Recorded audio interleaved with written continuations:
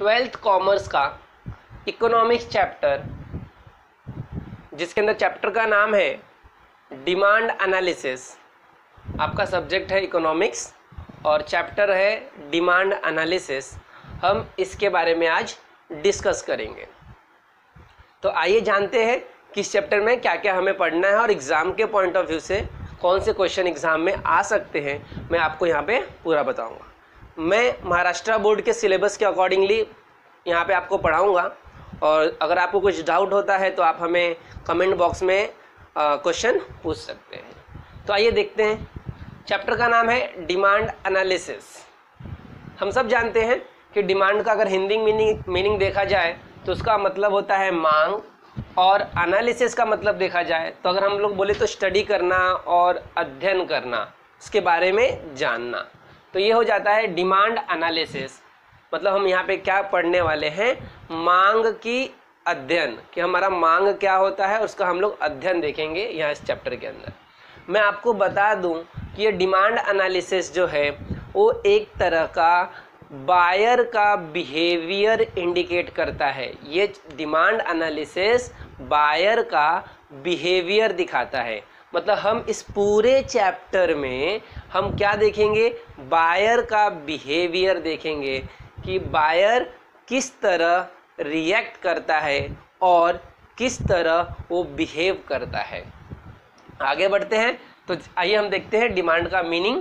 Demand का meaning क्या है? Basically demand means desire for a commodity, desire for a commodity backed by ability and willingness to pay for the commodity at a particular price during at a particular period of time. So DD is equal to desire plus ability plus willingness। मैं आपको समझाता हूँ step by step ये क्या कहना चाहता है। Demand का सिंपल मीनिंग अगर देखा जाए तो मांग कहते हैं। So demand means desire. अगर डिज़ायर का मतलब देखा जाए तो डिज़ायर मीन्स इच्छा। For a commodity backed by ability, ability का मतलब अगर देखा जाए तो औकात। एंड विलिंगनेस, विलिंगनेस का मतलब अगर देखा जाए तो चाहत होता है। तो अगर पूरे सेंटेंस को वापस से अगर हम फ्रेमिंग देखें तो देखिए सेंटेंस का फ्रेमिंग कितना अच्छा है। Demand means desire for a commodity backed by ability and willingness to pay for the commodity at a particular price during at a particular period of time. ये कहना चाहता है अगर हमें किसी चीज़ का डिमांड करना है, किसी कमोडिटी का डिमांड करना है, तो हमारे पास डिज़ायर, एबिलिटी और विलिंगनेस तीनों होना चाहिए। अगर मेरे पास डिज़ायर है, एबिलिटी है और विलिंगनेस नहीं है तो मैं डिमांड नहीं कर सकता। अगर मेरे पास डिज़ायर है, विलिंगनेस है और एबिलिटी नहीं है तो भी मैं डिमांड नहीं कर सकता। अगर मेरे पास डिज़ायर है और ये दोनों भी नहीं है तो भी हम डिमांड नहीं कर सकते। दैट मीन्स डिमांड करने के लिए डिज़ायर, एबिलिटी एंड विलिंगनेस का होना बहुत ज़रूरी होता है। इन तीनों में से एक भी अगर एब्सेंस होगा तो हम डिमांड नहीं कर सकते। फॉर एग्ज़ाम्पल के लिए अगर देखा जाए तो मान लीजिए कि आपको BMW कार खरीदनी है, आपको BMW कार खरीदनी है और आपने BMW कार खरीदनी है। दैट मीन्स आपकी इच्छा है, आपका डिज़ायर है कि आपको BMW कार खरीदनी है। तो क्या आप कार खरीद सकते हैं? नहीं खरीद सकते, क्योंकि सिर्फ डिज़ायर से कार खरीदना पॉसिबल नहीं है। क्योंकि डिज़ायर के साथ साथ क्या होनी चाहिए, एबिलिटी होनी चाहिए। तो यहाँ पे लिखा है एबिलिटी। एबिलिटी मीन्स औकात। BMW कार खरीदने के लिए हमारे पास औकात भी होनी चाहिए। औकात नहीं है और खाली इच्छा है तो भी हम खरीद नहीं सकते। मान लीजिए आपकी इच्छा है, आपके पास डिज़ायर है कि मुझे BMW कार चाहिए और आपकी एबिलिटी है, आपके पास बहुत सारे पैसे हैं, 50 लाख 60 लाख समथिंग आपके पास पैसे हैं। दैट मीन्स आपकी औकात है, आपके पास एबिलिटी टू पे है कि आप उस BMW को पे कर सकते हो। लेकिन आपके पास विलिंगनेस नहीं है, विलिंगनेस का मतलब होता है चाहत, आपकी चाहत नहीं है कि मैं उस पैसे को खर्चा करूं, तब भी आप BMW कार नहीं खरीद सकते। तो कहने का मतलब ये है कि अगर हम किसी चीज़ का डिमांड करना चाहते हैं तो हमारे पास desire plus ability plus willingness तीनों का होना बहुत ज़रूरी है। अगर इन तीनों में से एक भी एब्सेंस होता है तो आप डिमांड नहीं कर सकते। तो आगे देखते हैं हम लोग। तो बेसिकली इस तरह सेंटेंस को फ्रेम किया गया था, demand means desire for a commodity, मतलब आप किसी चीज़ के लिए आपके मन में इच्छा है, बैक्ड बाय उसके साथ साथ आपके पास एबिलिटी होना चाहिए, एंड एबिलिटी के साथ साथ willingness to pay for the commodity, उस कमोडिटी को पे करने के लिए आपके पास पैसे होने चाहिए, आपकी चाहत होनी चाहिए, eight a particular price during at a particular period of time. क्योंकि हम डिमांड कभी भी नहीं कर सकते, जब हमें उसकी किसी चीज़ की ज़रूरत पड़ती है तभी हम एक पर्टिकुलर टाइम पे और एक पर्टिकुलर प्राइस पे क्या करते हैं, डिमांड करते हैं। हम किसी कीमत पर भी किसी चीज़ की किसी भी कीमत पे डिमांड नहीं कर सकते। इसलिए हम यहाँ पर वर्ड यूज़ किया गया है पर्टिकुलर प्राइस, एक सही कीमत होनी चाहिए किसी चीज़ की डिमांड करने के लिए। मैं आपको बता दूं, एग्जाम में क्वेश्चन पूछता है डिमांड मीन्स डिज़ायर, ट्रू और फॉल्स के लिए, तो आपका आंसर होगा फॉल्स, क्योंकि डिमांड और डिज़ायर दोनों में बहुत फ़र्क होता है।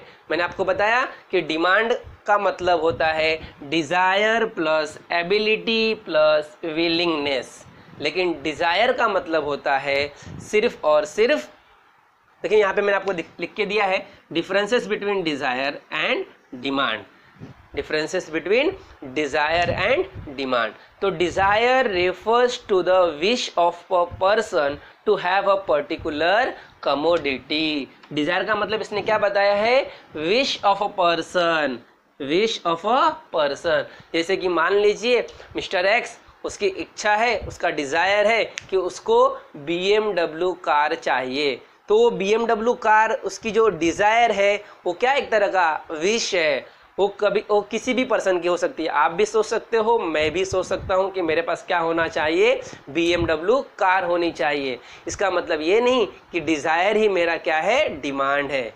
डिज़ायर कोई भी कर सकता है, कभी भी कर सकता है, कहीं भी कर सकता है, लेकिन डिमांड करने के लिए एक पर्टिकुलर थिंग्स की रिक्वायर होती है, और वो थिंग्स है डिज़ायर, एबिलिटी और विलिंगनेस।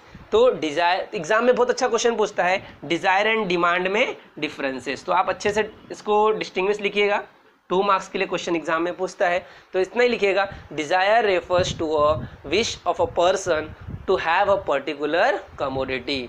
और यहाँ पे अगर डिमांड में आपको लिखना होगा तो ये डेफिनेशन है, demand means desire for a commodity backed by ability and willingness to pay for the commodity at a particular price during at a particular period of time. ये तीनों का ही आपका इन्वॉल्वमेंट होना कंपलसरी है।